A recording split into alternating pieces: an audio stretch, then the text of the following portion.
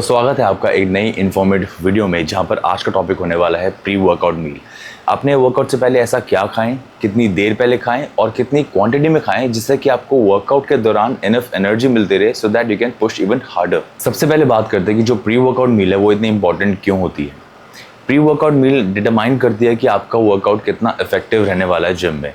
जितना ज़्यादा इफेक्टिव आपका वर्कआउट होगा उतने ही ज़्यादा चांसेस रहेंगे मसल ग्रोथ के। So basically pre workout meal आपको एनर्जी लेवल्स मेंटेन करने में हेल्प करती है, आपकी परफॉर्मेंस को एनहांस करने में हेल्प करती है, ताकि आप एक अच्छा वर्कआउट सेशन लगा पाओ जिम में।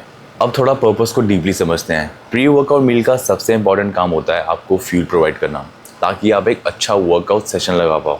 अब आपके मन में सवाल आ रहा होगा कि ऐसा कौन सा मैक्रोन्यूट्रिएंट होना चाहिए आपकी प्री वर्कआउट मील में, या अपनी प्री वर्कआउट मील में ऐसा क्या खाएं जिससे कि आपकी परफॉर्मेंस पीक पर हो ड्यूरिंग द वर्कआउट। और वो मैक्रोन्यूट्रिएंट है कार्बोहाइड्रेट।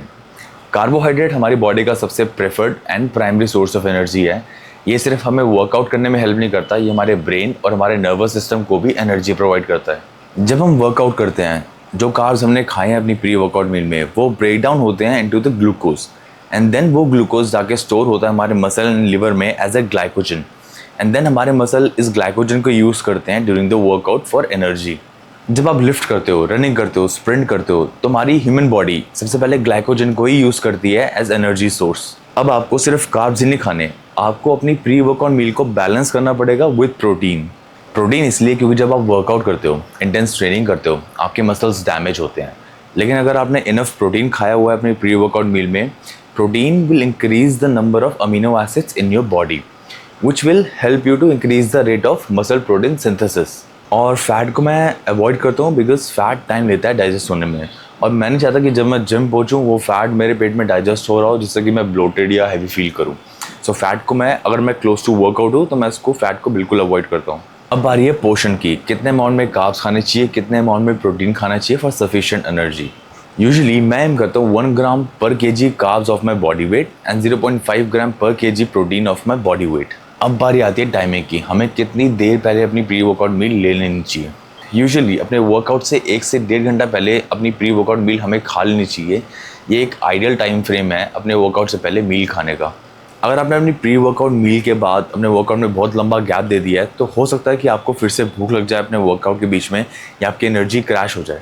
दूसरी ओर अगर आपने अपने वर्कआउट के आसपास प्री वर्कआउट मील ले ली, तो हो सकता है कि आपके पेट में वो खाना स्टिल डाइजेस्ट हो रहा हो, जिससे कि आपको ब्लोटेड और हैवी फील हो ड्यूरिंग द वर्कआउट। लेकिन कभी कभी ऐसा होता है कि हमारे पास टाइम की कमी होती है, हमें कहीं बाहर जाना पड़ जाता है, हमें ऑफिस जाना पड़ जाता है, और हमें शॉर्ट नोटिस पर जिम करना पड़ जाता है।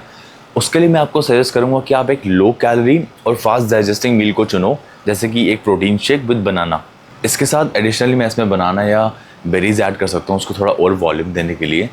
सो बेसिकली आपको भी ये करना है, आपको अपनी कैलोरीज अपने बॉडी वेट के अकॉर्डिंग ऐसे ही मील प्रिपेयर करनी है, एंड देन आप उसको ट्विक और मॉडिफाई कर सकते हो अपने अकॉर्डिंग।